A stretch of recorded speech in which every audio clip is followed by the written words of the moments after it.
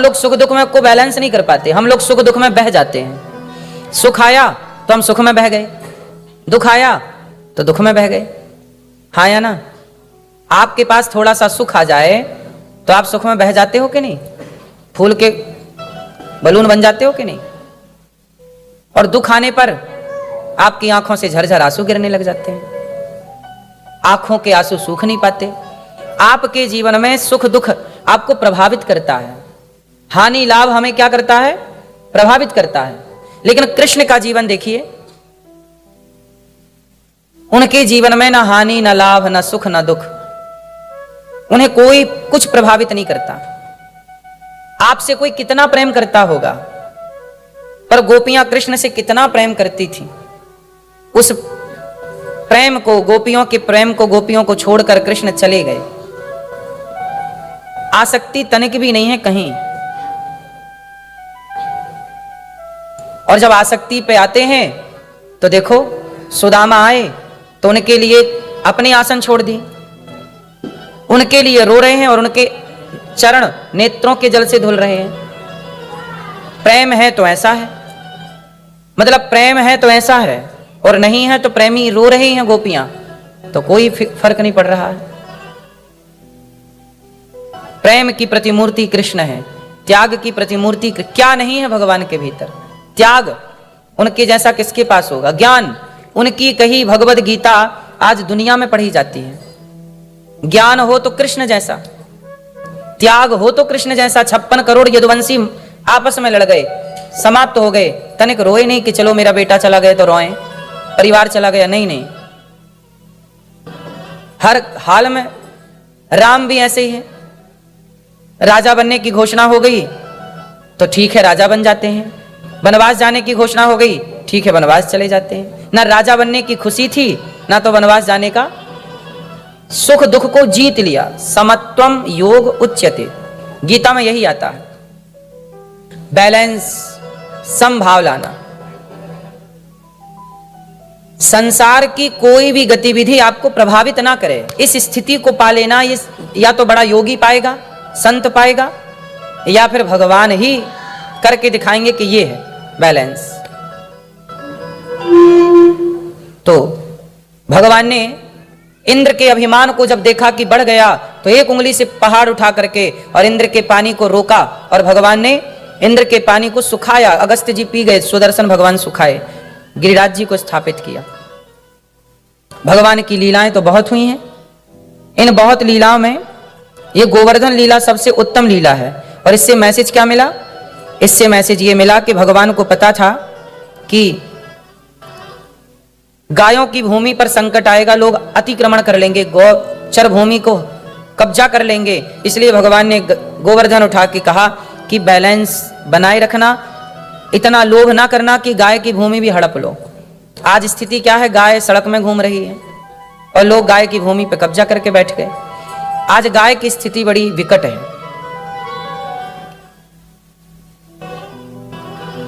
भगवान ने गोवर्धन मतलब गाय का वर्धन किया, गाय की सेवा की। एक दिन क्या हुआ कि भगवान के पिता नंद बाबा को वरुण देवता ले गए। तब भगवान वरुण लोक से अपने पिता नंद बाबा को लाए और सारे ब्रजवासियों को बैकुंठ का दर्शन कराया। इस धरती का बैकुंठ देखना हो तो क्या है? इस धरती का बैकुंठ देखना है तो वृंदावन आ जाइए। इस धरती का बैकुंठ वृंदावन ही है। आप आए वृंदावन की नहीं?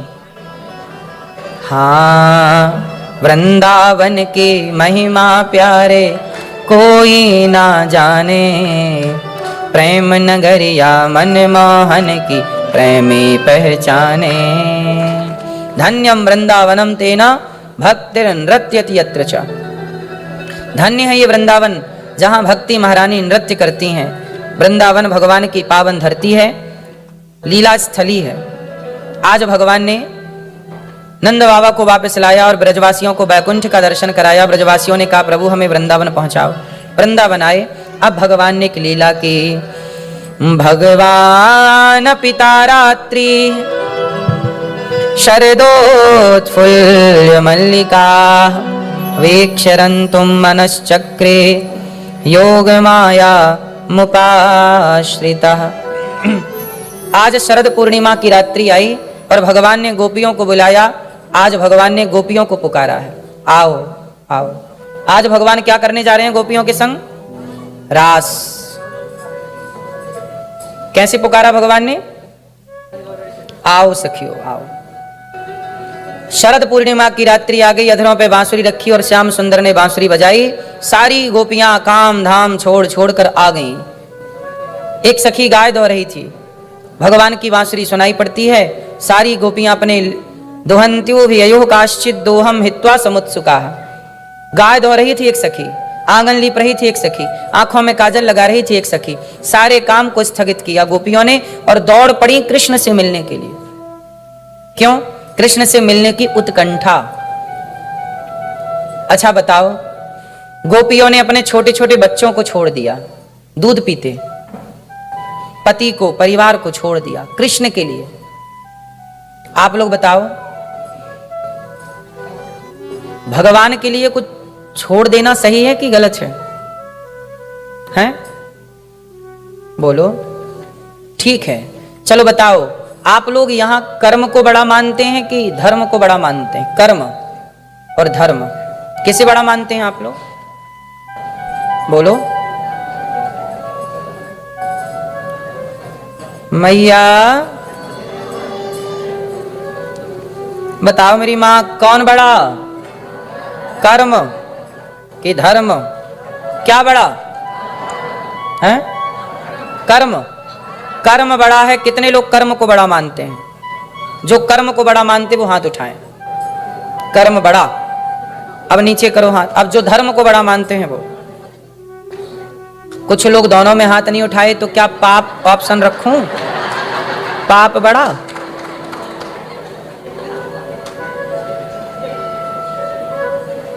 ऑप्शन दो ही थे पर आप तीसरे का इंतजार कर रहे।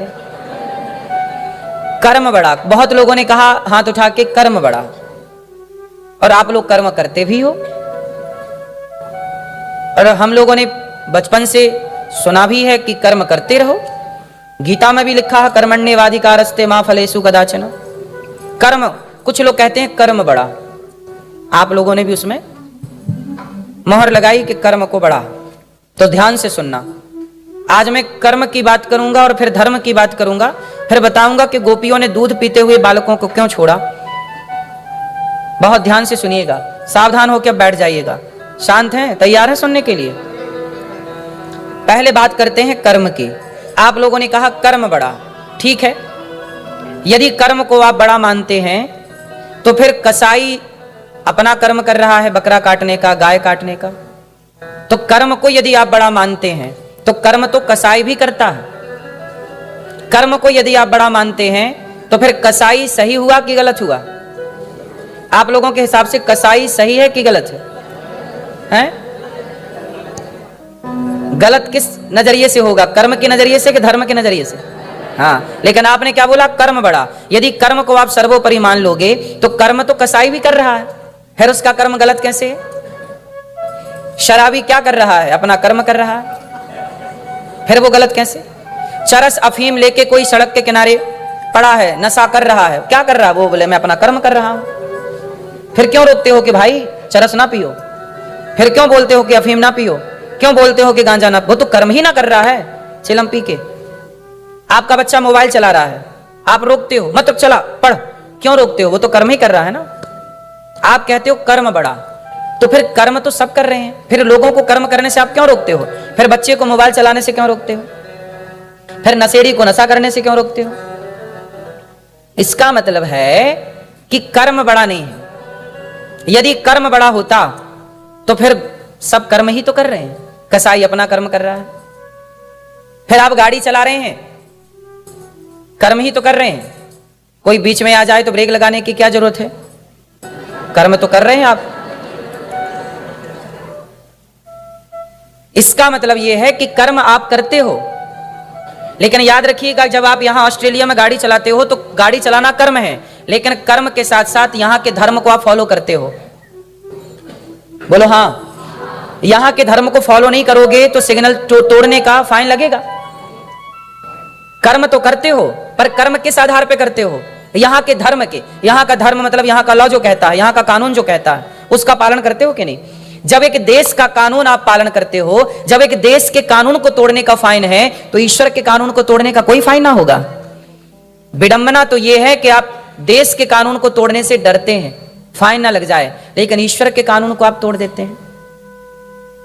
कर्म करना, अब आप बताइए, आप कहते हैं कर्म बड़ा है, तो फिर कर्म तो रावण ने भी किया था सीता मां को चुराने का, फिर उसे उसके पुतले क्यों जलाए जाते हैं? फिर कर्म बड़ा है तो दुर्योधन ने भी तो द्रौपदी के भरी सभा में कपड़े उतारे थे, कर्म ही तो किया था। ए दुशासन, कपड़े उतार दो। यदि कर्म बड़ा है तो दुर्योधन ने, दुशासन ने क्या किया था? वो क्या था कपड़े उतारना? वो भी तो एक कर्म था। बोलो हाँ या ना? नहीं, वो कर्म नहीं था। कपड़े उतारना कर्म तो देखो कर्म है। आप पलक झपका रहे हैं, ये भी कर्म हो रहा है। ये उंगली चल रही, ये भी, फिर आपने कपड़े उतारे, ये भी तो कर्म था। इसका मतलब ये हुआ कि कर्म तो था, पर उस कर्म में धर्म नहीं था। चलो बताओ, रावण ने सीता मां को चुराया, ये कर्म था कि नहीं? उत्तर दो। ये कर्म था, ये कर्म था, पर ये धर्म नहीं था। क्या पराई स्त्री को चुराना धर्म है? पराई स्त्री को चुराना कर्म तो हो सकता है, क्योंकि आप चुरा रहे हैं, वो कर्म ही होगा, पर धर्म नहीं है। इसलिए कर्म कौन से करें, कर्म कौन से ना करें, इसलिए धर्म है। धर्म ही बताता है कि ये कर्म करो और ये कर्म मत करो। जो कर्म करने की इजाजत धर्म देता है, इसलिए राम ने जितने कर्म किए वो राम के सारे कर्म धर्म युक्त थे, इसलिए राम की पूजा होती है। राम ने भी कर्म किए, पर राम ने वो कर्म किए जिस कर्म में धर्म था, और रावण ने वो कर्म किए जिस कर्म में धर्म, कंस ने वो कर्म किए जिस कर्म में धर्म नहीं था, जबकि कृष्ण ने वो कर्म किए जिस कर्म में धर्म था। अब आप ही बताओ, कौन से कर्म करना चाहिए? धर्म युक्त कर्म की केवल कर्म? इसलिए कर्म, आप लोग जो कहते हो ना कर्म बड़ा, ये आधा ज्ञान है, ये आधा सेंटेंस है। इसे पूरा करने के लिए क्या करना पड़ेगा? कर्म बड़ा नहीं, बोले धर्म युक्त कर्म बड़ा होता है, अकेला कर्म बड़ा नहीं होता। यदि कर्म बड़ा है तो फिर कसाई का गाय काटना गलत क्यों है? इसका मतलब है कि कसाई जो कर्म कर रहा है वो कर्म गलत कर्म कर रहा है। किसी की हत्या करना ये कर्म। एक बात बताओ, मैं आप लोगों से सवाल कर लूं, आप लोग किसी कसाई से सवाल करना या किसी मांसाहारी से सवाल करना, आप लोग तो मांसाहारी होंगे नहीं, इसलिए मैं आपसे बोलता हूं, आप उनसे पूछ लेना। एक बात बताओ, लोग मछली खाते हैं, मुर्गा खाते हैं, ठीक है, मैं आपसे बस एक सवाल करता हूं कि क्या आप में से कोई मरी हुई मछली को आप में से कोई जीवित कर सकता है? मरी हुई मुर्गी को आप में से कोई जीवित कर सकता है? बोलो।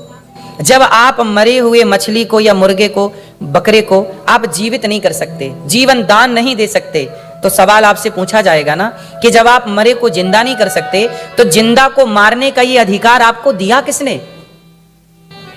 जब आप यहां का सिग्नल तोड़ते हो, रेड लाइट है और आपने गाड़ी पार कर दी, तो आपको क्वेश्चन पूछा जाएगा ना, भाई साहब क्यों पार किया? नहीं, नंबर काट लिए जाएंगे आपके, फाइन लगा दिया जाएगा। फाइन लगाना, नंबर काटना, ये क्वेश्चन ही तो था, क्यों पार किया आपने? क्यों नहीं यहाँ के कानून को, नियम को फॉलो किया? और आप लोग करते भी हैं फॉलो। जब यहाँ के सिग्नल तोड़ने से आपको यहाँ की सरकार जवाब मांगेगी और आपको देना पड़ेगा, तो ईश्वर आपसे सवाल ना करेगा कि क्यों भैया मछली मारने का अधिकार तुम्हें किसने दिया? कहां लाइसेंस तुम्हारे पास? तुमने किस अधिकार से इतने सारे जीवों की हत्या की? उत्तर दो। दे पाओगे उत्तर? इसलिए कर्म वही करो जिस कर्म को करने की धर्म इजाजत देता हो। बोलो हां। आज मैं सड़क से आ रहा था तो यहां पर ना लाइन, एक गाड़ी दूसरी गाड़ी के पीछे पीछे ही चलती है, पर बगल में बहुत सारी जगह खाली थी, लेफ्ट में इस तरफ। तो मैंने कहा भाई इतनी सारी गाड़ियां, ट्रैफिक लगा, मतलब 25-50 गाड़ियां खड़ी थी, तो मैंने कहा ये लाइन खाली है, यहां से आगे ले चलो। तो उन्होंने कहा कि नहीं नहीं, यहां से नहीं ले जा सकते, ये इमरजेंसी एम्बुलेंस इत्यादि के लिए ये खाली स्पेस छोड़ा जाता है, यदि यहां से गए तो फाइन लग जाएगा। सोचिए, इतना डर, और इस डर ने क्या किया है? इस डर ने ही इस देश की व्यवस्था बनाए रखी है। यदि ये डर खत्म हो जाए तो व्यवस्थाएं खत्म हो जाएंगी। जब इतना डर एक कानून का है तो क्या ईश्वर से डरने की जरूरत नहीं है गलत काम करने पर? तुम ईश्वर को डरते ही नहीं, क्या वो अंधा है कि देख नहीं रहा है? इसलिए हर गलत काम करने से बचो। कर्म करो साहब, पर उस कर्म को पहले चेक करो कि जो मैं करने जा रहा हूं वो धर्म है या नहीं, वो धर्म की कसौटी में खरा उतरता है या नहीं उतरता। अब आप बताइए, रावण ने जो किया वो धर्म था? उत्तर दो, नहीं। दुर्योधन ने जो किया वो धर्म था? शराब पीना धर्म है? मांस खाना धर्म है? झूठ बोलना धर्म है? छल करना धर्म है? धोखा देना धर्म है? निंदा करना धर्म है? मां बाप का अनादर करना, अपमान करना धर्म है? इसलिए वही काम करो, वही कर्म करो जो धर्म आज्ञा देता हो, इजाजत देता हो, तब जाके आपका वो कर्म आपका श्रेष्ठ कर्म बनेगा और वही कर्म आपकी सदगति कराएगा। कर्म आपको नरक भी ले जाएगा और कर्म आपको स्वर्ग भी ले जाएगा। बोलो हां। कर्म यदि गलत हो गए तो नरक, और कर्म सही हो गए तो बातन हाथी पाइए बातन हाथी लात। अच्छे कर्म होंगे तो हाथी दान में मिल जाएगा, और बुरे कर्म होंगे तो हाथी के पांव के नीचे दब्बा दिए जाओगे। ऐसा पहले की कहावत थी, जब राजा लोग पापियों को, गलत काम करने वालों को हाथी के पांव के नीचे दब्बा देते थे। इसलिए क्या बड़ा है? कर्म की धर्म। कौन सा कर्म बड़ा? धर्म युक्त कर्म बड़ा, अकेला कर्म बड़ा नहीं। तो कर्म के संगात से क्या जोड़ेंगे? धर्म युक्त कर्म बड़ा। धर्म, चलो अब बताओ धर्म कितने प्रकार का होता है? धर्म कितने तरह का होता है? कितने तरह का? एक। कितने तरह का होता है? मैया। कितने प्रकार का धर्म होता है मेरी मां? मैया क्या बोलती तू? कितने तरह का धर्म होता है? कितने? 5 का धर्म अलग है, पुरुष का धर्म अलग है, सास का धर्म अलग है, बहू का धर्म अलग है, राजा का धर्म अलग है, प्रजा का धर्म अलग है। बोलो हाँ। सबका धर्म अलग अलग है। बेटे का धर्म अलग है और पिता का धर्म, बोलो हाँ, सबका धर्म अलग है। स्त्री का अलग है, पुरुष का अलग, सबके धर्म अलग। सब अपने अपने धर्म का पालन करते तो ये समस्याएं क्यों खड़ी होती? पहले ना सेना थी ना पुलिस थी, फिर भी व्यवस्थाएं थी। क्यों? क्योंकि सारे लोग अपने धर्म का पालन करते थे, कोई झूठ बोलता नहीं था। हरिश्चंद्र के जमाने में कैसे लोग थे? हरिश्चंद्र बाजार में बिक गए पर झूठ नहीं बोला, दशरथ जी मर गए पर झूठ नहीं बोला। तब ना ये सृष्टि, हम सनातनी लोग कब से चले आ रहे हैं? बोलो। अच्छा, ये ऑस्ट्रेलिया का नाम ऑस्ट्रेलिया क्यों पड़ा बताओ? आप रहते हो ना यहां, बताओ ऑस्ट्रेलिया का नाम ऑस्ट्रेलिया क्यों पड़ा? हां, इसकी हिस्ट्री जानते हैं? यह देश आज भी अपने अस्तित्व को जूझ रहा है, पता है आपको? ऑस्ट्रेलिया का नाम है अस्त्रालय। जब राम रावण का युद्ध हुआ, ऑस्ट्रेलिया की हिस्ट्री सुनो। जब राम रावण का युद्ध हुआ तो उस जमाने में, राम जी के जमाने में, रावण से जब युद्ध हुआ तो इस धरती का, अच्छा राम रावण का युद्ध और महाभारत का युद्ध, आप लोगों के हिसाब से आपने जो जाना वो बताओ, कौन सा युद्ध बड़ा था? राम रावण का युद्ध बड़ा था कि महाभारत का युद्ध बड़ा था? क्या बड़ा था? महाभारत। कौन बड़ा था? राम रावण का युद्ध इस धरती का सबसे बड़ा युद्ध है। महाभारत का युद्ध तो राम रावण के युद्ध के आगे कोई युद्ध ही नहीं था, समझो ना। राम रावण के युद्ध में युद्ध कौन कर रहा था? राम जी। जबकि महाभारत के युद्ध में भगवान कृष्ण ने युद्ध किया ही नहीं, वहां भगवान को लड़ने नहीं पड़ा और यहां भगवान को खड़ा होना पड़ा। रावण कितना बलशाली था जानते हो? महाभारत में रावण के जितना बलशाली कौन था, जरा नाम बताओ।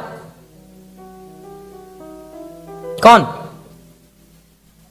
चलो रावण की छोड़ो, मेघनाथ के जैसा बलशाली पूरे महाभारत में कौन था? कोई नहीं।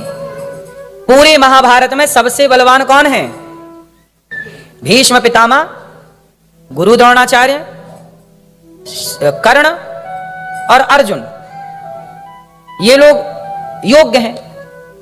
और ये लोग बहुत छोटे हैं राम रावण के युद्ध के आगे। ये बात हम नहीं कह रहे हैं, ग्रंथ पढ़ोगे तो पता लगेगा। हुआ क्या, सुनो, पूरी कथा सुनाता हूं आपको। हुआ क्या कि जब महाभारत की तैयारियां होने लग गईं, तो महाभारत की तैयारियों में होता क्या था, जब युद्ध होता था तो सभी बड़े बड़े देशों से मदद ली जाती थी कि भाई हमारा युद्ध होने वाला है, आप थोड़ा हमें अस्त्र शस्त्र का सहयोग करिए और आर्थिक मदद करिए। तो भीम भैया लंका चले गए। उस समय लंका के राजा कौन थे? विभीषण, क्योंकि वो त्रेता में रावण मर चुका था और रावण के बाद कौन बना? विभीषण। तो विभीषण लंका के राजा। तो भीम भैया विभीषण के पास गए, विभीषण जी की जय, वो हम थोड़ा महाभारत युद्ध हो रहा है, बहुत बड़ा युद्ध हो रहा है, आज तक हुआ नहीं है, ऐसा भीम भैया बोले, बहुत बड़ा। तो विभीषण जी जरा आप ऐसा करो कि आप चलो हमारी तरफ से युद्ध करो और आप थोड़ा सेना दो, थोड़ा अस्त्र दो और थोड़ा सहयोग करो। भीम भैया विभीषण जी बोले कि देखो महाभारत आप लोग लड़ लो, ये हमारे लेवल का युद्ध नहीं है, ये हम सम्मिलित हों ऐसे ही कोई जरूरत, आप लोग लड़िए, बच्चों का युद्ध है, चलो। तो भीम भैया बोले क्या बात कर रहे हो आप, बच्चों का खेल है ये, हम इतना बड़ा युद्ध लड़ने जा रहे हैं और आप कह रहे बच्चों का। तो विभीषण जी ने कहा कि आपने राम रावण वाला युद्ध नहीं देखा, मैंने देखा है। अरे भीम भैया बोले क्या राम रावण का कोई बहुत बड़ा था क्या, ये बहुत बड़ा होने जा रहा है। तो विभीषण जी बोले कि भीम ऐसे नहीं समझेंगे। तब भीम को एक कुंड में ले गए और भीम को कहा कि इसमें डुबकी लगाओ और ये कुंड कितना गहरा है जरा इसकी थाह पकड़ के लाओ। थाह मतलब गहराई, कितना गहरा, गोता मारो। और भीम भैया गोता अच्छा जानते थे, मतलब सांस रोक के बहुत लंबा जाते थे। तो भीम भैया कूद गए और जब कूदे तो बहुत नीचे तक गए, पर वो कितना गहरा था उसकी थाह भीम भैया को ना मिली। भीम भैया आ गए, बोले कि ये इतना बड़ा कुंड। तब विभीषण जी बोले ये कुंड नहीं है। तो बोले क्या है ये कुंड नहीं है तो क्या है? तब कहा ये हमारा जो भाई था कुंभकर्ण, ये कुंभकर्ण की खोपड़ी है, उसमें पानी भर गया है। ये कुंभकर्ण की क्या है? खोपड़ी, पानी भरा है, जिसकी थाह तुम्हें नहीं मिली, जिसका सिर इतना बड़ा होगा कि भीम उसका थाह ना पकड़ पाए, वो उसका पूरा शरीर कितना बड़ा होगा। कुंभकर्ण इतना बलवान था कि एक हफ्ते में संसार का पूरा वनस्पति से लेकर सब छट्ट कर जाता, सब खा जाता, सब कुछ खा सकते, इतना पूरा संसार की संपदा मतलब खाद्य पदार्थ खा सकते थे, इतना विशाल। अब बताइए इनके बराबर का कौन था वहां? घटोत्कच कोई बहुत बलवान नहीं था, ठीक घटोत्कच भी बलवान था, पर इतना नहीं कि इनकी बराबरी, कुंभकर्ण की बराबरी कर सके। हाँ बर्बरीक ठीक है, बर्बरीक भी अपनी जगह ठीक है, पर इस लेवल का कोई भी योद्धा नहीं था वहां। अब चलो भीम भैया लेकर चले। अब जो राम रावण का युद्ध हुआ था, उस युद्ध में स्वयं राम लड़े थे। क्या लड़े थे? राम किससे लड़े? रावण से। और एक दो बार नहीं, उस युद्ध में कई बार ब्रह्मास्त्र का प्रयोग हुआ था। राम रावण के युद्ध में क्या प्रयोग हुआ था? जबकि महाभारत के पूरे युद्ध में एक भी ब्रह्मास्त्र का प्रयोग नहीं हुआ।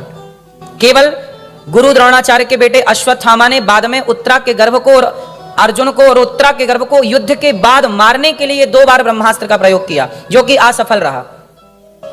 युद्ध में नहीं हुआ ब्रह्मास्त्र का प्रयोग, पूरे महाभारत में किसका प्रयोग नहीं हुआ? ब्रह्मास्त्र का। जबकि राम रावण के युद्ध में कई बार हुआ। रावण की ओर से हुआ ब्रह्मास्त्र का प्रयोग, मेघनाथ की ओर से हुआ ब्रह्मास्त्र का प्रयोग। इसलिए राम रावण का युद्ध इतना विशाल था, असंख्य बंदर कितने थे? असंख्य। तो अब मैं ऑस्ट्रेलिया के हिस्ट्री पर आऊं उसी युद्ध से, क्योंकि युद्ध से ये घटना घटी यहां की।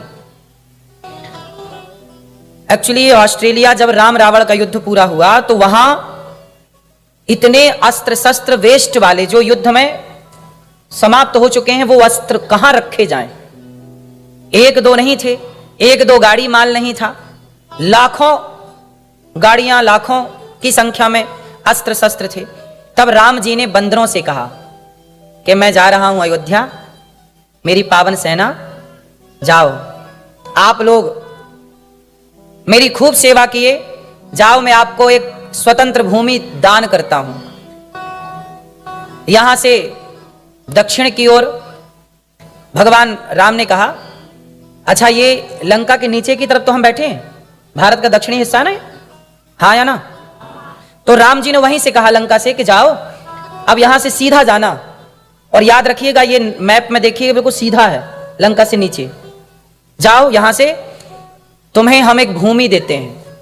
सेना, राम जी की सेना बंदरों को कहा राम जी ने, जाओ हम तुम्हें ये अस्त्र शस्त्र तुम ले जाओ और वहीं पे गाड़ देना, सुरक्षित रख देना, क्योंकि ये भारत में रहेंगे तो कोई इसका दुरुपयोग कर सकता है, तो दूर रहेंगे तो देखो चीजें नष्ट भी करनी। अभी जैसे भारत पाकिस्तान का युद्ध हुआ तो क्या हुआ ना, कुछ मिसाइलें पाकिस्तान की तरफ से चाइना वाली आई तो फूटी ही नहीं,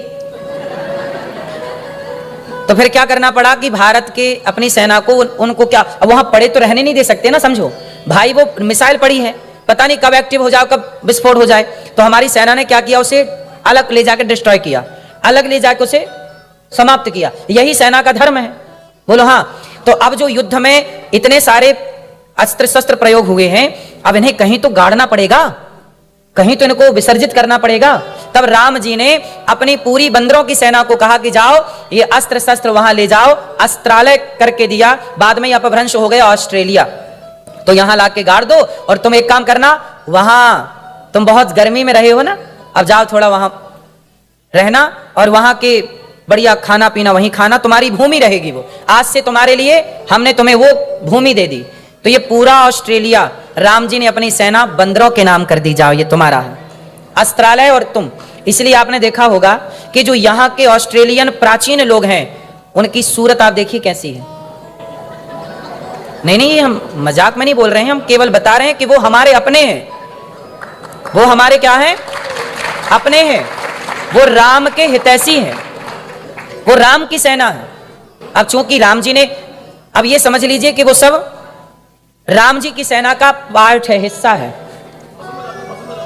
इसलिए वो लोग सनातन को फॉलो करने वाले लोग हैं। वो राम की उपासना करने, जब बंदर आए तो यहां किसकी पूजा की, राम की ना करेंगे, राम का पराक्रम देखकर आए, तो राम की पूजा करते करते वो लोग धीरे धीरे धीरे धीरे धीरे धीरे वही परंपरा को लेकर चले, और आज भी वो लोग, उनकी सूरत शकल उसी तरह से है, क्योंकि वो प्राचीन भारतीय ही है। तो भारत का ये अस्त्रालय था, ये राम जी के टाइम का अस्त्रालय था, जैसे आप ऑस्ट्रेलिया कहते हैं। और आज भी सोचिए, जैसे भारत गुलाम हुआ ऐसे ये भी गुलाम हुआ, लेकिन भारत तो टाइम पर आजाद हो गया, पर ये आज भी आजाद नहीं हुआ। आज भी यहां के जो उन वानरों का अस्तित्व है वो अब समाप्त है।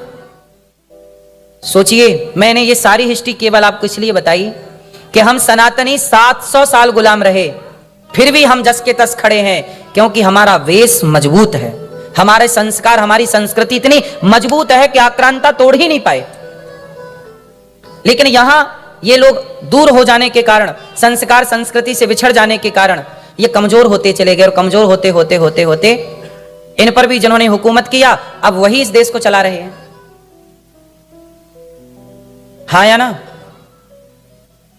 इसलिए आपको केवल हम ये सारी बातें इसलिए बता रहे हैं कि जो भारत है, भारत में जो हमारे ऋषि मुनि हुए हैं, उन्होंने अपने भारत को इस तरह से डिजाइन किया है, कल्चर को, संस्कृति को, संस्कारों को, कि इसे करोड़ों साल बाद भी तोड़ा ना जा सके। इसलिए देखिए हमारे यहां क्या है, हमारे यहां विवाह है, हमारे यहां क्या है। अब देखो यहां पे, आप देखो अंग्रेजों को देख लो, आप यहां गोरों को देख लो, यहां विवाह नहीं करते, विवाह नहीं करते, और कभी इसके संग कभी उसके संग लिव-इन में रहते हैं। जब लिव-इन में रहेंगे, और आपने देखा होगा यहाँ 18 साल की लड़की हो जाती है, 18 साल का लड़का हो जाता है, तो वो अपने माँ बाप को छोड़ के अलग सेल्फ डिपेंड खड़े होने की बात करते हैं। यहां पर मातृ देवो भव, पितृ देवो भव का कोई कॉन्सेप्ट नहीं है। क्या नहीं है यहाँ पर? मातृ देव, हमारे यहाँ क्या बोलते हैं, माता भगवान है, भगवान के समान है। पितृदेवो भव, पिता की सेवा करो। हमारे यहां पिता के फर्ज हैं पुत्र के लिए, केवल शादी ब्याह कर दिया ना, उस बच्चे को संस्कार देना, वो ठीक चल रहा है कि नहीं, धर्म पे चल रहा है कि नहीं, धर्म पे लगाना, ये सब हमारे संस्कार ही थे, इसलिए हम लोग बचे हैं। वरना जैसे यहां का अस्तित्व समाप्त हो गया लगभग, ऐसे भारत का भी अस्तित्व ये 700 साल में समाप्त ना, हिंदू ढूंढे ना मिलते पूरी दुनिया में। यदि हिंदुओं की संस्कृति कमजोर होती तो पूरी दुनिया में हिंदू ढूंढे ना मिलते, क्योंकि कितनी तेजी से धर्मांतरण अलग हो रहा है, परिवर्तन हो रहा है, और इतना सब होने के बाद तलवार की दम पे मंदिर तोड़े गए हमारे भारत में। गुरु गोविंद सिंह जी के बारे में सुना होगा, उनके 2 बच्चों को जिंदा दीवार में चुनवा दिया गया, बच्चों से कहा धर्म परिवर्तन कर लो, नहीं किया तो दीवार पे जिंदा चुनवा दिया गया। छत्रपति शिवाजी संभाजी महाराज को देख लो, उनको पकड़ करके उनके शरीर को नोच नोच कर टुकड़े टुकड़े कर दिया, कहा कि तुम धर्म परिवर्तन कर लो, हम छोड़ देंगे, पर मर गए, पर उन्होंने धर्म को नहीं छोड़ा। इतनी मजबूती, ऐसी दृढ़ता थी, तब ना ये दुनिया में आज भी सनातन जीवित है, वरना सनातन अपने अस्तित्व को खोज रहा होता। इसलिए कहता हूं, कहीं भी रहो, दुनिया के किसी भी कोने में रहो, पर अपने धर्म को, अपनी संस्कृति को जगा के रखो। स्वधर्मे निधनम श्रेयः पर धर्मो भयावह। अपने धर्म को कभी ना छोड़ो। ये पश्चिमी कल्चर है कि चलो ठीक है, ये कल्चर पश्चिमी कल्चर है। पश्चिमी कल्चर क्या है कि यहां शादी ब्याह नहीं करते और ऐसे ही रहते हैं लिव इन में, जैसे अपने भारत में कुत्ते बिल्ली रहते हैं, वहां भी कहां कुत्ते बिल्ली शादी करते रहते हैं, बच्चे होते रहते हैं। पर हम भारतीय लोग क्या करते हैं, विवाह के पहले बंधन में बंधते हैं, अग्नि साक्षी है, अग्नि के फेरे लेते हैं और साथ जीने मरने की कसम खाते हैं अग्नि को साक्षी मानकर। एक जो पत्नी बन गई उसी के संग जिंदगी गुजारना है, दूसरे की तरफ देखना सोचना भी नहीं। ये संस्कार कितने मजबूत हैं, इन्हीं संस्कारों ने आप लोगों को पकड़ के रखा है, वरना आप में से बहुत लोग फिसल गए होते। आज भी जो भारत के लोग विदेश आ जाते हैं, कुछ लोग तो अपनी संस्कृति को पकड़े रहते हैं, पर कुछ लोग यहां के फिसल ही जाते हैं। आप लोग इस बात को ठीक ठीक जानते होंगे मेरे से ज्यादा। तो जो जिनकी संस्कृति विरासत कमजोर थी, संस्कार कमजोर थे, वो फिसल गए, यहां की तरह हो गए। पर जिनका मजबूत था बेस, भारतीय ही रहेंगे दुनिया में कहीं भी रहें। इसलिए आप लोग जहां भी रहिए अपने धर्म का पालन जरूर करिए। सनातन धर्म क्या है, व्यवस्था कितनी बढ़िया हमारे ऋषि मुनियों ने की।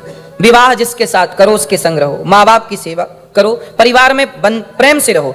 इसलिए हम लोग देखते हैं हमारे बुजुर्ग ज्यादा खुश होते हैं, अंग्रेजों के बुजुर्ग इतने खुश नहीं हैं। आप अंग्रेजों के बूढ़ों को देख लेना 80+ वालों को, और सनातन के बूढ़ों को देख लेना 80+ वालों को। यदि ठीक ठीक सनातन का पालन है तो वहां बुजुर्ग लोग खुश हैं। हमारे सनातन धर्म में बुजुर्ग लोग खुश हैं, यदि वो ठीक सनातनी है तो, सनातन का ठीक पालन कर रहा है, उसकी बात कर रहा हूं मैं। तो वहां पे क्या है, वो बूढ़ा आदमी खुश है, बच्चों के साथ, पोते के साथ खुश है। जबकि अंग्रेजों को आप देखेंगे तो यहाँ 80-90+ के बाद तो वो बेचारे अकेले हो जाते हैं, उनके पास कोई देखने नहीं आता। कई बार तो वो मर जाते हैं, जब उनकी बदबू आने लगती है तब पता चलता है यहाँ कोई मर गया। बोलो हाँ, उनके बॉडी से बदबू आने लगती है तब कोई घर में घुसता है कि भाई ये बदबू क्यों आ रही है, शरीर सड़ चुका होता है। हमारे भारत में ऐसा तो नहीं है, अपने सनातन में ऐसा तो नहीं है। इसलिए कहता हूं कि हमारे यहां रिस्पेक्ट है, बड़ों का आदर है, सम्मान है। अरे आज हम बच्चे हैं, आज हम छोटे हैं, कल हम बड़े होंगे कि नहीं। इसलिए आज हम अपने बड़ों का आदर करें, कल हमारे बच्चे हमारा आदर करेंगे। यही तो संस्कार है, इसी चक्र में तो हम बंधे हैं, यही तो सनातन है।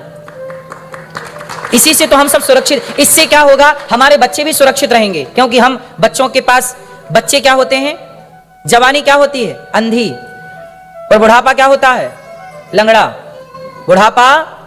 बुढ़ापा लंगड़ा और जवानी अंधी। एक गांव में लग गई आग, एक नगर में लगी आग, सारे लोग गए भाग, पर 2 लोग नहीं भागे। एक अंधा नहीं भागा, भागे तो भागे कहां, जहां जाए आग, रास्ता नहीं मिला। और दूसरा लंगड़ा चाह रहा भागना, पर लंगड़ा कैसे भागे। एक अंधा है, एक लंगड़ा है। जवानी कैसी है, बोलो। जवानी हमेशा अंधी होती है, जवान लड़कों को सही गलत नहीं दिखता, अंधे है ना वो, जवानी अंधी होती है। और बूढ़ा कैसा है, बुढ़ापे में देखो ना आदमी लाठी लेके चलता है, धीरे धीरे चलता, लंगड़ा हो जाता, बुढ़ापा उसे लंगड़ा कर देता है। तो जवानी अंधी, बुढ़ापा लंगड़ा। एक गांव में लगी आग, सारे लोग गए भाग, पर 2 लोग जलने के लिए मजबूर थे। कौन कौन जलने के लिए मजबूर है, अब बताओ आप लोग, क्या ये अंधा और लंगड़ा इस जलती आग से बच सकते हैं? कोई उपाय है? क्या उपाय है? क्या उपाय है? हैं? हाँ, वो दोनों एक दूसरे का सपोर्ट करें, एक दूसरे का क्या करें? साथ निभाएं। और साथ कैसे निभाएं? बोले लंगड़ा कौन है? तो लंगड़े को अंधा अपने कंधे पे बिठाए। हुआ क्या कि अंधे ने लंगड़े को कहां बिठा लिया? कंधे पे। तो आंख हो गई लंगड़े की और पांव हो गए अंधे के, और दोनों उस आग से बच गए। तो अब इसे आज की आधुनिकता के हिसाब से जरा समझने की कोशिश करिए। आज भी समाज में आग लगी हुई है, लिविन की आग, चरित्रहीनता की आग, कुसंस्कारों की आग, नशे की आग। आजकल आपके बच्चे जरा भी लापरवाह हुए तो सीधा नशे की आग में जल जाएंगे। बोलो हाँ। बताओ, पूरी दुनिया, केवल ऑस्ट्रेलिया नहीं, पूरे विश्व की बात कर रहा हूं मैं, पूरी दुनिया में किसकी आग लगी है आज? नशे की। किसकी आग लगी है? लिविन की। किसकी आग लगी है? केवल मैं और कोई नहीं, इस एटीट्यूड की आग लगी है। कोई परिवार नहीं, कोई मां बाप नहीं, इस तरह की मानसिकता बनती चली जा रही है। यदि आज के बच्चों को इस आग से बचाना है तो क्या करना पड़ेगा? जवान और बूढ़े को एक दूसरे का सपोर्ट करना पड़ेगा। जवानी अंधी है, बच्चों को दिखता कुछ है नहीं, इसलिए बच्चों को क्या चाहिए? बूढ़े का सपोर्ट। अच्छा, बूढ़ा है लंगड़ा, बूढ़ा चल नहीं सकता, तो बूढ़ा चल भले नहीं सकता, कहते हैं ना कि बूढ़े के पास पांव भले ना हो पर अनुभव बहुत है। बूढ़े के पास क्या है? अनुभव। तो बूढ़े को क्या करे? जवान अपने कंधे पे बिठाए। अर्थात जवान लोग क्या करें? जवान पांव तो अपने प्रयोग, जवानी में रफ्तार तेज है, पांव अपने आगे बढ़ाओ, पर दिमाग बूढ़ों का लेके चलो। दृष्टि बूढ़ों की होगी तो आप कई गुना आगे बढ़ोगे। इसलिए हमारे भारत में, अपने भारत में क्या है कि हमारे यहां हम लोग बुजुर्गों के ज्ञान, इसलिए हमारे यहां गुरु होते हैं। गुरु मैच्योर हैं, ज्ञान दे रहे हैं, क्या सही है क्या गलत है। जैसे माँ बाप बच्चों को ज्ञान दे रहे हैं, इसलिए गुरु बताएंगे कि क्या सही है क्या गलत है। तो गुरु के बताए रास्ते पर चलोगे तो आपकी रफ्तार ज्यादा है, चलोगे और उस सही ज्ञान पर, सही नॉलेज पर चलोगे तो कम टाइम पे ज्यादा दूरी तय कर पाओगे, कामयाबी ज्यादा पाओगे। और यदि भटक गए तो आज क्या चल रहा है भारत में? क्या चल रहा है? कुछ लोग दाने दाने में केसर का दम, गुटके का प्रचार चल रहा है। यदि लड़के लड़कियां तनिक भटकी तो सीधा गुटके में चली जाएंगी, शराब में चली जाएंगी। और कहां चली गई? यदि भटक गए तनिक भी रास्ता तो कहां चले जाओगे? तुम्हें कोई, हमारे भारत में लव जिहाद चल रहा है, लड़कियों को फंसाया जाता है प्यार के जाल में, शादी ब्याह कर लिया जाता है और देशों में लाके 10 लाख 20 लाख 5 लाख में जो जैसी शकल सूरत की है बेच दिया जाता है। ये कौन बिक रही है बाजार में? 10-5 लाख में शिकार हो गई उसका, लव जिहाद का, जो भटक गई। एक भारत में एक मूवी आई थी बहुत पहले, द केरला फाइल्स, शायद मैंने पूरी तो नहीं देखी, उसका एक जरा सा चैप्टर मैंने सोशल मीडिया पे देखा, पूरी पिक्चर आज तक मैंने नहीं देखी, लेकिन उसका जो छोटा सा पार्ट मैंने देखा, उसका अर्थ क्या था वो आपको बताऊं। द केरला फाइल्स मूवी बनी, उसमें क्या बताया कि लड़की थी, ब्राह्मण लड़की थी, हिंदू लड़की थी, उसको फंसा करके और उसे ना आतंकवादियों की श्रेणी में डाल दिया, वो आतंकवादी बन गई। सनातन की लड़की बंदूक थाम ली और मारने काटने लग गई, उसके साथ रेप हुआ, बलात्कार, सब तो हुआ होगा, ठीक है। एक दिन क्या हुआ, उसका हृदय परिवर्तन हुआ, बोली मैं क्या करने लग गई, मैं तो मंदिर जाने वाली लड़की थी, मैं तो पूजा कर, मैं ये बंदूक लेके मार रही हूं, अपनों को मार रही हूं। वो बेचारी वहां से चंगुल से भागी और अपने बाप के पास आई। तो बाप ने कहा कि तुम इतने दिन कहां थी? तो उसने पूरी बात बताई कि मैं आतंकवादियों के संग होकर मैं आतंकवादी हो गई और मैंने बहुत लोगों को मारा, और इसके जिम्मेदार कौन हो? तो उस लड़की ने पिताजी से कहा, पिताजी आप जिम्मेदार हो। अपने बाप को बोला तुम जिम्मेदार हो। बाप ने कहा मैंने तो तुझे कॉलेज में भेजा था, पैसे नहीं थे तो मैंने उधार लिया कि मेरी बेटी पढ़ जाए, और तुझे कॉलेज में किसी से प्यार हो गया, तू प्यार के चक्कर में चली गई और मुझे कहती है कि मैंने तुझे आतंकवादी बना दिया। तब उस लड़की ने कहा कि पिताजी, जिसने मेरे से प्यार का नाटक किया उसने सनातन धर्म के बारे में इतना गलत बोला मेरे को कि मुझे लगा कि इनका ही सही है, मेरा गलत है। आपकी गलती यह थी कि जब मैं आपकी बेटी थी तो आपने मुझे राम के बारे में, कृष्ण के बारे में, अपने धर्म के बारे में क्यों नहीं पढ़ाया? आपने पढ़ा दिया होता, आपने मुझे समझा दिया होता तो मुझे गलत जानकारी कोई देता तो मुझसे मना कर देती कि तुम गलत बोल रहे हो। लेकिन मुझे मेरे धर्म के बारे में कुछ ज्ञान था ही नहीं, तो जिसने जैसा बोला मुझे लगा कि भाई तेरा वाला सही है, तो मैं अपना वाला धर्म छोड़ के उसके धर्म को सही मानने लग गई, क्योंकि अपने का तो नॉलेज था ही नहीं। जब आपको गोल्ड का नॉलेज होगा ही नहीं तो आप तो पीतल को ही सोना मान लेंगे ना। बोलो। इसका मतलब यह हुआ कि आपके बेटे यदि भटक गए, आपके बच्चे यदि भटक गए, तो बताइए आपके बच्चों के भटकने का जिम्मेदार कौन होगा? वो समाज जो आपके बच्चों को भटका रहे हैं वो लोग गलत हैं या आप ही गलत हैं? आप गलत इसलिए हैं क्योंकि आपने अपने बच्चों को खाली रखा, अपने ज्ञान से वंचित रखा, अपने सनातन संस्कृति से वंचित रखा। क्यों नहीं थोड़ी सी गीता पढ़ाई? क्यों नहीं थोड़ा सा रामायण का पाठ कराया? क्यों नहीं कहानियों में राम के बारे में नॉलेज दिया? क्यों नहीं कृष्ण के बारे में समझाया? क्यों नहीं शिवाजी महाराणा प्रताप झांसी की रानी के बारे में बताया? क्यों नहीं भारत की भूमि के बारे में बताया? क्यों नहीं गंगा यमुना सरस्वती के बारे में बताया? क्यों नहीं बताया अपने धर्म के बारे में? नहीं बताओगे तो ये कल आपके ही बच्चे कल कहीं दूसरे मजहब पंथ में चले जाएंगे, तो कहीं शराब पी के पड़े होंगे, कहीं नशा कर रहे होंगे, आप रोती रह जाओगी। आपके पास पैसा तो होगा पर आपके बच्चे ही नहीं होंगे। इसलिए पैसे पे ध्यान कम दो, थोड़ा बच्चों के संस्कार पे ध्यान ज्यादा दो। किस पे ध्यान जरूरी है? इसलिए कौन सा पाठ? मातृ देवो भव, पितृ देवो भव, अतिथि देवो भव, आचार्य देवो भव। रिस्पेक्ट करना सीखिए, बड़ों का आदर करना सीखिए, ये सीखिए और सिखाइए। कोई ब्राह्मण का आदर कैसे करना है, ब्राह्मण का आदर करना सीखिए, सिखाइए। कन्या का आदर करना सीखिए, सिखाइए। बुजुर्गों का आदर करना सीखिए, सिखाइए। स्वच्छ रहना सीखिए, सिखाइए। पवित्र रहना सीखिए, सिखाइए। ये सब सिखाना पड़ता है। ये आचार विचार कैसे आएंगे? सिखाने से। साइकिल चलानी कैसे आई? गाड़ी चलाने कैसे आई? सबको थोड़ी आती है। सीखा आप तो गाड़ी चलानी आ गई, नहीं सीखते तो कैसे आती? तो हर चीज सीखने से ना आती है।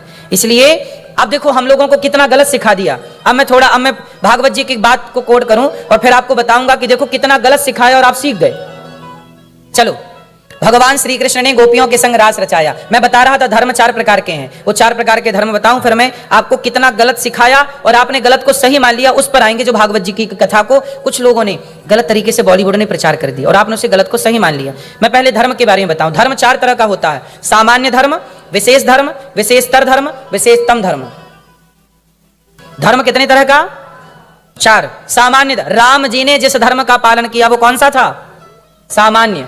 राम जी ने जिस धर्म का पालन किया वो कौन सा धर्म था? जोर से।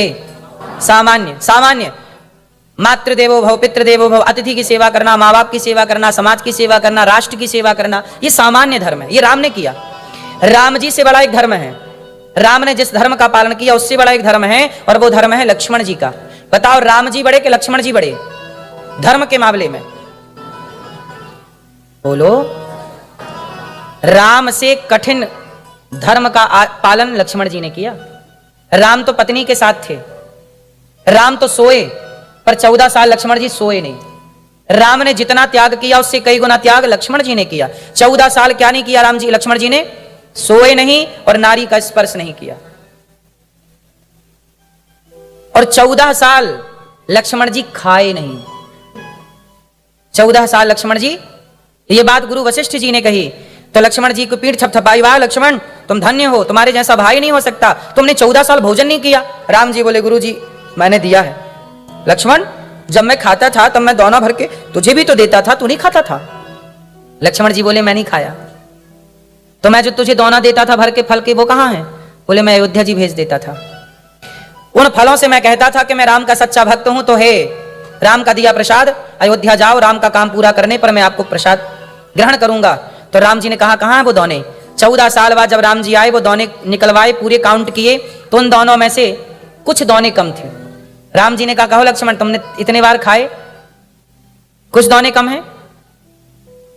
तो लक्ष्मण जी ने कहा प्रभु मैंने भोजन नहीं किया। वो दोने क्यों कम है उसका पूरा इतिहास बताता हूं। जिस दिन आपका वनवास हुआ, राम जी का वनवास, राम जी वनवास कितने बजे गए पता है आपको? लगभग सुबह 9 बजे वनवास के लिए निकल गए थे। कितने बजे? सुबह 9 बजे। क्यों? क्योंकि सवेरा होते ही आज दशरथ जी सभा में नहीं आए तो सुमंत्र जी गए तो देखे तो कैकई के रनिवास में वो पड़े थे जमीन पर। वो सवेरा था, बिल्कुल सुबह की भोर 5-6 बज रहे थे। सुबह 5-6 बजे राम जी स्नान करने की तैयारी में थे तो गए। दशरथ जी देखे जमीन पर लेटे हैं। पूरी बात बताए कि राम तुझे वनवास के लिए कैकई ने कहा है। तो राम जी ठीक है वनवास। तुरंत राम जी ने छत्र चमर त्यागा और वनवास की तैयारी की, सबसे आज्ञा ली। करते करते 9 बज गए। सवेरे 9 बजे वनवास। तो लक्ष्मण जी बोले प्रभु आपने पहले दिन जब वनवास हुआ तो आपने सुबह 9 बजे, कोई खाने का टाइम तो होता नहीं, आपने कुछ खाया नहीं, तो आपने मुझे नहीं दिया। पहला दाना वो कम।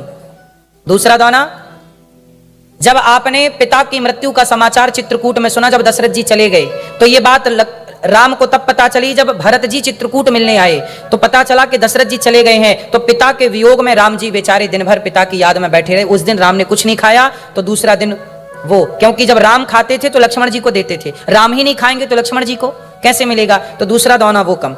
तीसरा दाना, जब सीता मां का अपहरण हुआ, सीता मां को रावण ले गया, वो भी सवेरे सवेरे का टाइम था। रावण भिक्षा मांगने आया, और भिक्षा, भोजन की भिक्षा सवेरे मांगी जाती है, तो रावण जब सीता मां से भिक्षा मांगने आया, वो भी लगभग 11 बजे 12 बजे का टाइम था, भोजन का टाइम। तब तो कह रहा कि भूख लगी है, और भूख का टाइम 12 बजे, भोजन का टाइम 12 से 1 बजे के बीच में, तो वो भी सुबह का। तो आपने भोजन नहीं किया, तो मुझे भोजन नहीं दिया, तो आपका वनवास हुआ। पहला दिन वो भोजन का 1 दाना कम, पिता की मृत्यु का समाचार सुना वो दाना कम, सीता मां का अपहरण रावण ने किया, तीसरा वो दाना कम। और 3 दिन के वो दाने कम, जब समुद्र से आपने प्रार्थना की, 3 दिन तक आप समुद्र के सामने हाथ जोड़ के बैठे रहे, विनय न मानत जलधि जड़, गए 3 दिन बीत, तो 3 दिन आपने नहीं खाया, मुझे नहीं दिया। और बाकी जब शक्ति मुझे लगी तो मैं आपकी गोद में सो रहा था, बस कुछ दाने गिना दिए। जब ये बात राम जी ने सुनी तो राम जी की आंखों में झरझर आंसू गिर पड़े। लक्ष्मण, 14 साल तुमने भोजन नहीं किया और मुझे पता नहीं लगने दिया कि तुम भूखे हो, तुमने मेरी खूब सेवा की। लक्ष्मण, अगली लीला में तुम बड़े बनना, मैं छोटा बनूंगा, और मैं तुम्हारे पांव दबाकर लक्ष्मण तुम्हारा ऋण चुकाऊंगा। तो राम और लक्ष्मण अगले जन्म में, राम क्या बने, कृष्ण, और लक्ष्मण बने बलराम जी। तो बलराम जी बड़े हैं, कृष्ण छोटे। अब कृष्ण जी पांव दबाते हैं बलराम जी का और पिछले जन्म का ऋण चुकाते हैं, इसलिए इस जन्म में लक्ष्मण जी बड़े बने। त्रेता में लक्ष्मण छोटे थे और द्वापर में लक्ष्मण बड़े क्या बने। बलराम जी कौन है, लक्ष्मण। राम जी बड़े थे तो द्वापर में राम जी क्या बन गए, छोटे, क्योंकि लक्ष्मण ने इतनी सेवा की कि राम जी ऋणी हो गए। बोले अगले जन्म में मैं छोटा बनूंगा और तुम्हारे पांव दबा के तुम्हारा इस जन्म का ऋण तब चुकाऊंगा, इसलिए वो छोटे बड़े की लीला है। तो राम जी से बड़ा धर्म श्री लक्ष्मण जी का, लक्ष्मण जी बड़े हैं, ठीक है। लक्ष्मण जी का धर्म बड़ा है, क्योंकि अच्छा ये बताओ, माँ बाप की बात मानना धर्म है। राम ने माँ बाप की बात मानी 14 साल की, अच्छा लक्ष्मण जी ने माँ बाप की बात मानी, बोलो नहीं। लक्ष्मण जी को बोला दशरथ जी ने वनवास मत जाओ, स्वयं राम ने बोला। माँ बाप की तो छोड़ो, लक्ष्मण जी तो राम की बात नहीं मानते। राम जी ने कहा कि वनवास मत जाओ, पिता का ख्याल रखो। लक्ष्मण जी बोले ना प्रभु। अच्छा एक बात बताओ, भगवान अभी यहां प्रकट हो और आप लोगों से कहें कि सुनो आप सभी लोग मेरा ध्यान करना छोड़ दो, मुझे भूल जाओ, तो क्या भगवान की ये बात आप लोग मानेंगे। अरे भगवान भी कहें कि अनिरुद्धाचार्य तुम मुझे भूल जाओ, तो प्रभु आपकी सारी बात मानेंगे, पर आप ही कहेंगे कि मुझे भूल जाओ, तो प्रभु मैं आपकी ये बात नहीं मानूंगा, मैं आपको नहीं भुला सकता, मैं आपके बिना कैसे रहूं। तो लक्ष्मण जी वो हैं जो राम की ये बात नहीं मानते कि मुझे भूल जाओ। तो भगवान को याद रखना, भगवान भी मना करें तो भी भगवान की शरण में जाना, ये लक्ष्मण जी का धर्म है। अच्छा लक्ष्मण जी का धर्म है विशेषतर धर्म है भरत जी का, भरत जी का धर्म। अच्छा लक्ष्मण से बड़ी तपस्या भरत जी की है, सबसे बड़ा त्याग किसका है, भरत जी का। 14 साल बेचारे वो ना तो वनवास में रहे ना अयोध्या में रहे, नंदीग्राम में रहे। कथा बड़ी लंबी है, भरत जी का धर्म और बड़ा है। और भरत जी के धर्म का नाम है विशेषतर, और विशेषतम है शत्रुघ्न जी का। अच्छा तराजू के 2 पलड़े हैं, यदि उन 2 पलड़ों में 4 भाइयों को रखा जाए अलग अलग 2-2 करके, तो राम लक्ष्मण भरत शत्रुघ्न, बताओ चारों में किसका पलड़ा भारी होगा, राम का, लक्ष्मण जी का, भरत जी का या शत्रुघ्न जी का। आप लोगों से सवाल है, आप लोगों के हिसाब से चारों में सबसे ज्यादा त्याग किसका था, बोलो किसका। चारों में सबसे अधिक त्याग था शत्रुघ्न जी का। क्यों, पूरी रामचरितमानस उठाइएगा, शत्रुघ्न जी ज्यादा बोले नहीं, कहीं नहीं बोलते, कहीं 1-2 बार बोलने का जिक्र है, नहीं बोले, चुपचाप क्या कर रहे हैं, केवल सेवा। किसकी सेवा, लक्ष्मण जी ने भगवान की सेवा की और शत्रुघ्न जी ने भगवान के भक्त की सेवा की। बताओ कौन बड़ा, भगवान का सेवक बड़ा कि भगवान का भक्त का सेवक बड़ा, कौन बड़ा। लक्ष्मण जी ने राम की सेवा की, राम भगवान है, और राम के भक्त कौन है, भरत जी, और भरत जी के सेवक कौन है, शत्रुघ्न जी। इसलिए जब राम राजा बने तो सबसे पहला राज तिलक राम जी ने शत्रुघ्न जी का किया। आपको पता है शत्रुघ्न जी को भगवान राम ने कहां का राजा बनाया? मथुरा का। जब राम राजा बने तो सबसे पहले किसे सत्ता मिली राम के बाद? शत्रुघ्न जी को, ना कि लक्ष्मण जी को, ना कि भरत जी को। क्यों?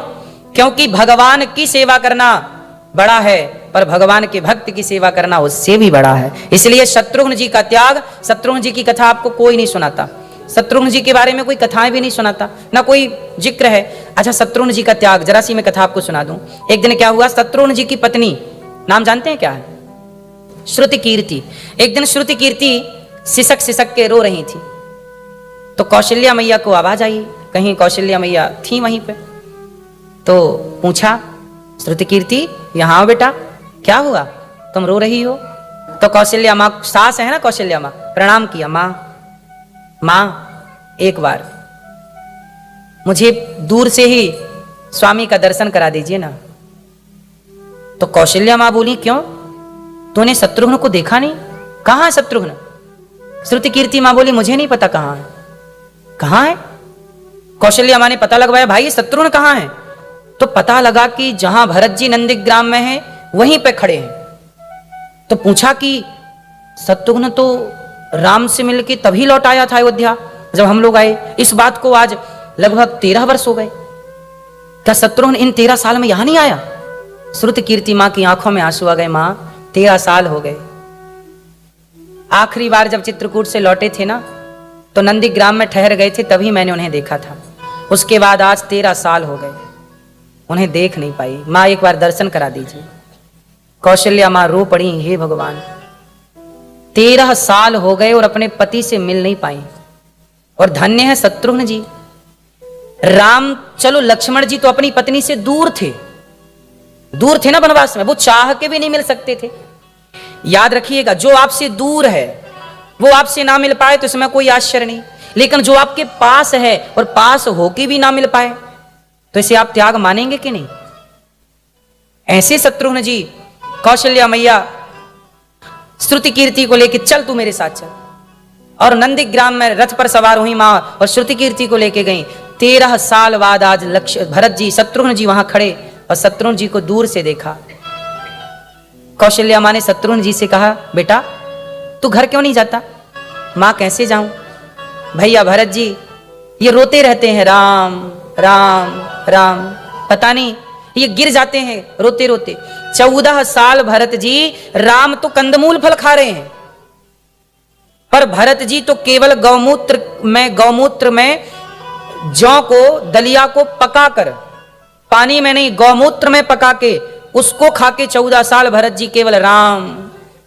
शरीर बिल्कुल ऐसा हो गया, हड्डियां दिखने लग गई। खाते इसलिए हैं कि शरीर की रक्षा करनी पड़ेगी, नहीं शरीर नहीं रहेगा तो राम कैसे दर्शन होंगे।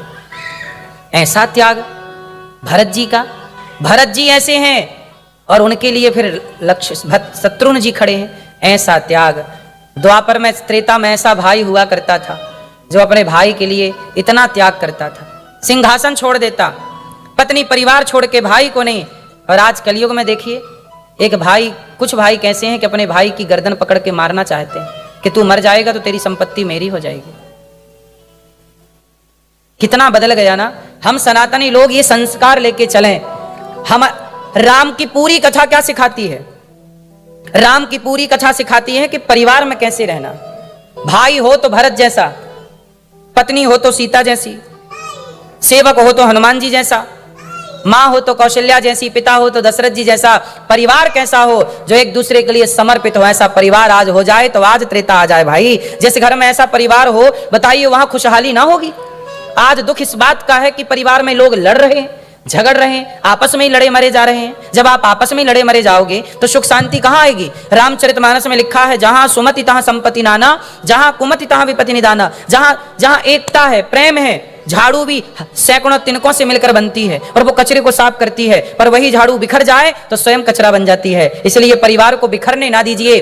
जैसे झाड़ू संगठित है, ये माला में मोती है, ये सारे मोती अलग अलग हैं, लेकिन इसके बीच में एक धागा है, जिस धागे ने सारे मोतियों को एकजुट करके रखा है। ऐसे आपके संस्कार ही वो धागे हैं जो हम सबको एकजुट करके रखते हैं। इसलिए हम कथा सुना के चले जाएंगे, पर आप सनातनी इस मंदिर में आते रहा करिए, जुड़े रहिए। ऐसा नहीं कि हम केवल कथा सुनाने आए तब आप जुड़ गए। आप भले यहाँ हो पर सारे सनातनी जुड़े रहो।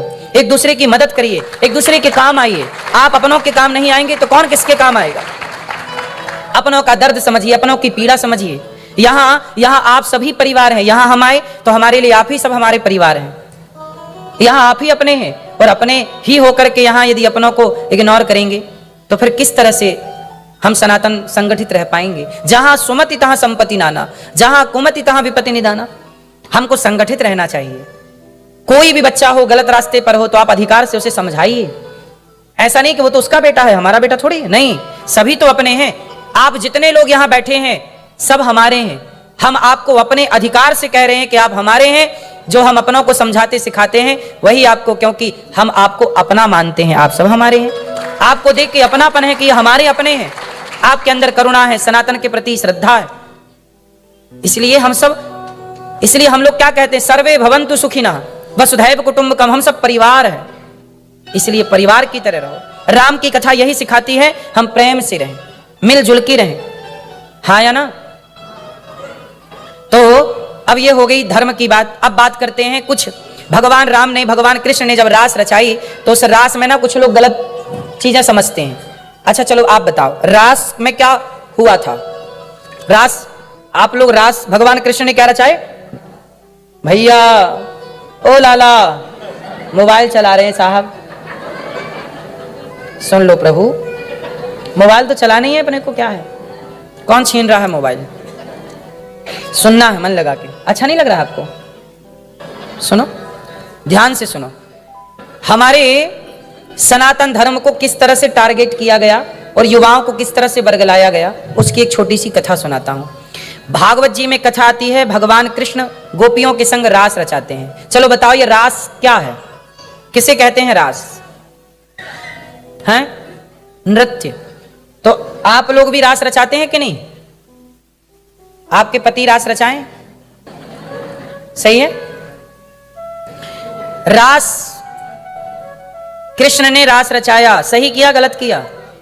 जोर से। पहले तो ये बताओ रास किसे कहते हैं? मैया, ओ मेरी मां, जा रही हो मेरी मां?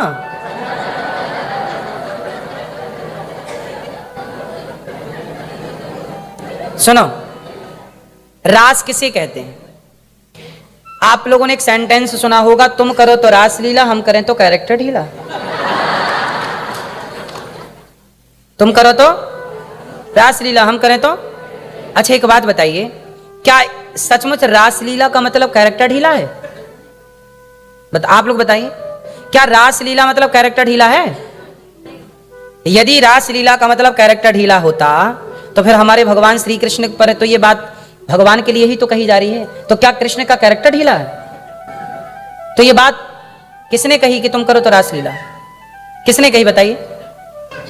कहां से आया ये सेंटेंस? कहां से आया? बॉलीवुड से। और बॉलीवुड ने एक ही लाइन में सनातन को, भगवान को अपमानित कर दिया। भगवान श्री कृष्ण को इससे बड़ी गाली आप क्या दे सकते हैं? कैरेक्टर ढीला। आप किसी को चरित्रहीन कह दीजिए, इससे बड़ी कोई गाली होती हो तो आप बताइए। सबसे बड़ी गाली क्या है? चरित्रहीन।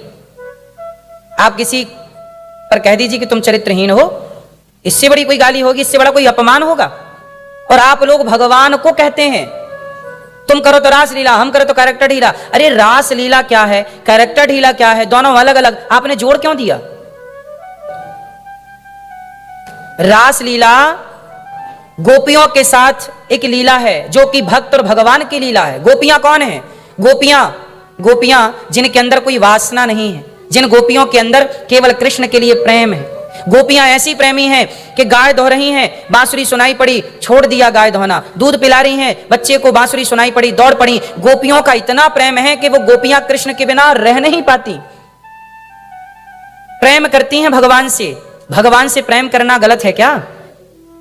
भगवान से प्रेम करना धर्म है। तो गोपियां भगवान से प्रेम ही तो करती हैं। और गोपियां कृष्ण को क्या मानती हैं? पति। पते में कुरुते नमः। गोपियां कृष्ण को क्या मानती हैं? अच्छा ये बताओ, मीराबाई ने कृष्ण को पति माना तो क्या मीरा गलत है? कृष्ण को मीरा ने क्या माना? कृष्ण की उपासना कैसे की मीराबाई ने? मेरे पति है। अब आप लोग बताओ, क्या मीराबाई गलत है? क्या कृष्ण को पति मानना गलत है? अरे भाई, मीरा ने कृष्ण को पति माना, ऐसे वो जो गोपियां थीं, जब राम जी सीता मां से विवाह करने गए तो जितनी जनकपुर में सीता जी की सखियां थीं, वो सारी ने राम से को देखा और कहा क्या ऐसे पति हमें मिलेंगे? राम को पति रूप में चाहा। तो अब राम को जब पति रूप में चाहा जनकपुर की सखियों ने, तो राम क्या करते? जब मीराबाई पति रूप में चाह रही है तो पति रूप में मिलना ही भगवान का धर्म है या नहीं? जाकी रही भावना जैसी, प्रभु मूरत देखी तिन तैसी। यदि आप पति रूप में चाहती हो तो भगवान को पति बन के मिलना पड़ेगा, यही भगवान का धर्म है। तो जब गोपियों ने, जनकपुर की सखियों ने पति भाव से कहा, तब राम ने कहा कि मैं अभी तो आपका पति नहीं बन सकता, पर द्वापर में मैं कृष्ण बनकर आऊंगा, तब मेरी गोपियां बनकर आना, मैं आप सबका पति बनकर आप सबका इस जन्म का मनोरथ पूरा करूंगा। तो जो युगों युगों के जो भक्तों की कामनाएं थीं प्रभु को पति के रूप में पाने की, ये गोपियां, इनमें से कुछ गोपियां वेद की ऋचाएं हैं, मतलब वेद मंत्र ही गोपी बनकर प्रकट हैं। तो जब राम 14 वर्ष के लिए वनवास गए तो बहुत सारी ऋषि मुनि ऐसे थे जिनके घर राम गए, पर कुछ ऋषि मुनि ऐसे जिनके घर राम नहीं पहुंच पाए। उनने कहा कि राम हमारे घर कब आओगे? तो राम ने कहा कि देखो सबके घर तो नहीं आऊंगा, लेकिन अगले जन्म में आप तपस्वी संत हो, गोपी बनकर आना। गोपी मतलब कोई स्त्री नहीं। गोपी का मतलब क्या होता है? गोपी का मतलब कोई स्त्री नहीं, कोई पुरुष नहीं। अच्छा ये बताओ, उस गोपी में शंकर जी भी आए थे कि नहीं? जब रास हुआ तो शंकर जी क्या बनकर आए? गोपी बन करके आए। एक दिन वो भोले भंडारी बन करके ब्रज नारी वृंदावन। तो शंकर जी क्या बनकर आए? अच्छा ये बताओ, यदि कोई रास लीला में कोई कैरेक्टर ढीला की कोई बात होती तो शंकर जी उस रास में क्यों जाते? शंकर जी ने तो अपनी तीसरी आंख से कामदेव को जला दिया है। शंकर जी ने किसे भस्म कर दिया? कामदेव। वो भोलेनाथ कह रहे हैं हे श्री कृष्ण अपने रास में सम्मिलित कर लीजिए। ये रास क्या है? जब भगवान भक्त से मिलते हैं। जैसे हम ऑस्ट्रेलिया आए आपके बीच में, लेकिन ऑस्ट्रेलिया आके हमने आपको 3 घंटे कथा सुनाई, तो इसे क्या बोलेंगे? चलो कहां चल रहे हैं? भागवत कथा में चल रहे हैं, चलो सत्संग में चल रहे हैं। अब बताओ आप लोग कहां आए? सत्संग में आए, भागवत कथा में आए। अब इस कथा में स्त्रियां भी आई और पुरुष भी आए, और हम और आप मिल रहे हैं। यहां आप हमसे मिल रहे हैं, यही तो मिलन है भाई। मिलन के तरीके अलग अलग हैं। माँ अपने बेटे को गले लगाती है और माँ अपने बेटे की गालों को चूमती है, तो बताइए वो माँ बेटे का जो मिलन है, उस मिलन में कोई दोष है? अब कोई माँ बेटा मिल रहा हो और माँ उसके गालों को चूम रही हो। अच्छा, माँ गालों को चूमती है कि नहीं बच्चों के? बेटा भले 30 साल का हो, बेटा भले 40 साल का हो जाए और माँ बिल्कुल बुढ़ी हो, लेकिन जब माँ बेटे का मिलन होगा, जैसे आप लोग यहाँ रहते हो, अब आप में से बहुत लोगों की माँ भारत में होगी, तो जब यहाँ आप सालों रह के हो, कमाते हो पैसा, और जब भारत जाते हो तो आपकी माँ आपको गले लगाती है कि नहीं? और गले लगा के आंखों में आंसू भरती है, और आप लड़का हो या लड़की, बेटा हो या बेटी, आपके गालों को चूमती है माँ। ये माँ की ममता है, ये माँ बेटे का मिलन है। अब कोई माँ बेटे के मिलन को देख के कहे वाह क्या चल रहा है ये सब,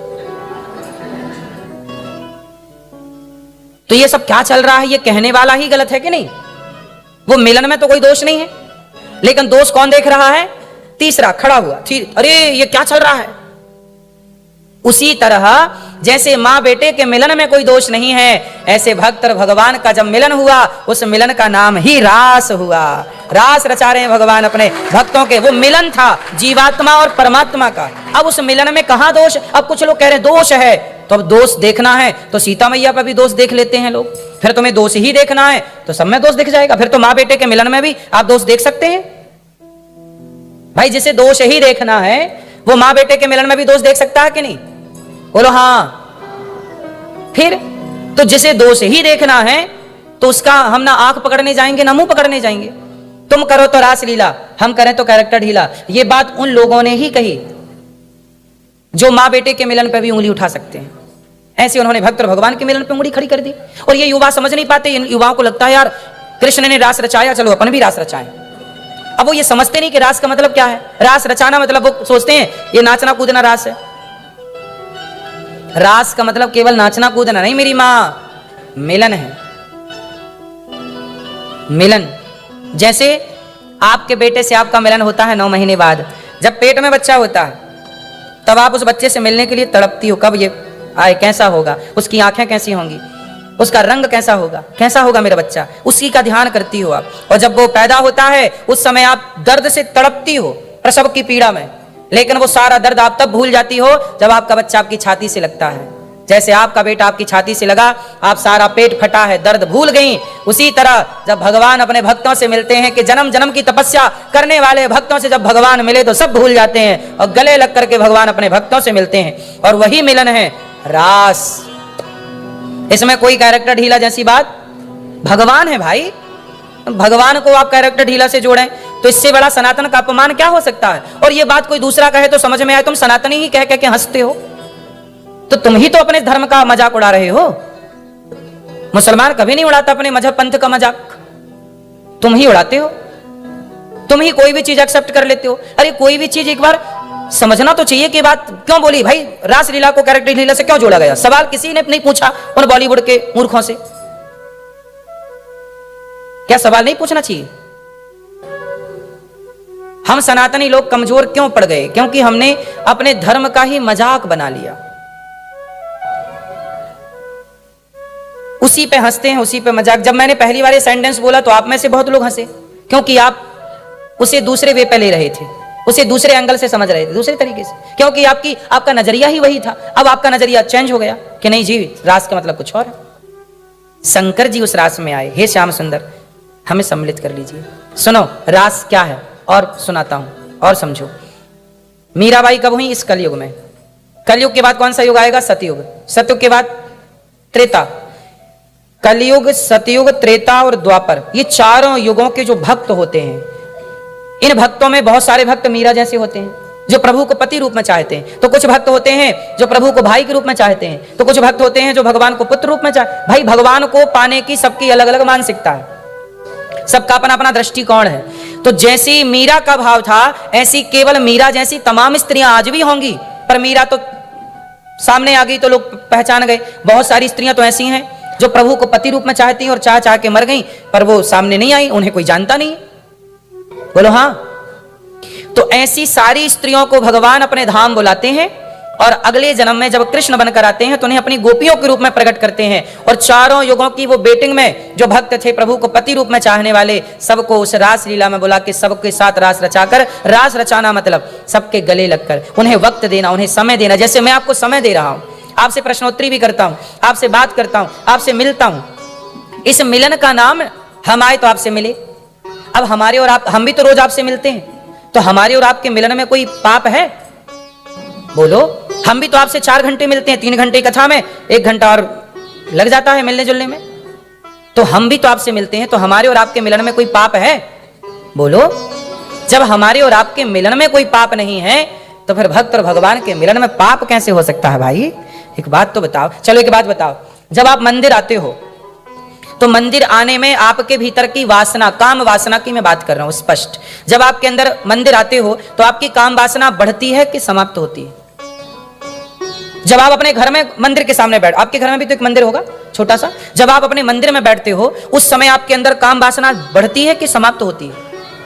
जोर से जरा सोचिएगा, सामान्य बुद्धि लगाइएगा कि जिस परमात्मा की प्रतिमा को देखकर, जिस परमात्मा को देखकर, जिनकी छवि को देखकर काम वासना समाप्त होती हो, वो साक्षात कृष्ण जब खड़े होंगे और उन्हें देखने जब गोपियां आई होंगी तो क्या उन गोपियों के अंदर कोई वासना रही होगी? अरे भगवान के आगे जाते ही विषय वासना समाप्त हो जाती है और व्यक्ति निर्विकार हो जाता है। आप आरती में गाते हो, विषय विकार मिटाओ पाप हरो देवा, स्वामी पाप हरो, श्रद्धा भक्ति बढ़ाओ, श्रद्धा प्रेम बढ़ाओ, संतन की सेवा, ओम जय जग।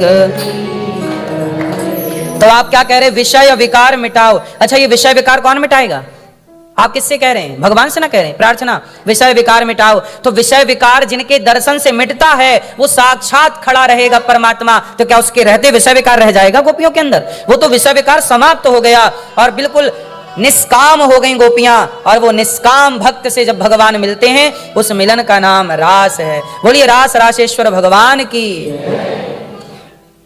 इस तरह से भगवान की लीलाओं को, सनातन धर्म को लोगों ने टारगेट करके बदनाम किया। आज भगवान गोपियों के संग दिव्य रास रचा रहे। गोपियों को आओ स्वागतम भो महाभागा निशम्य गीतम तदनंग वर्धनम ब्रजश्रिय कृष्ण गृहीत मानसा आजग्मुरन्योन्यमलक्षितोद्यमा सयत्र कांतो जवलोल कुंडला।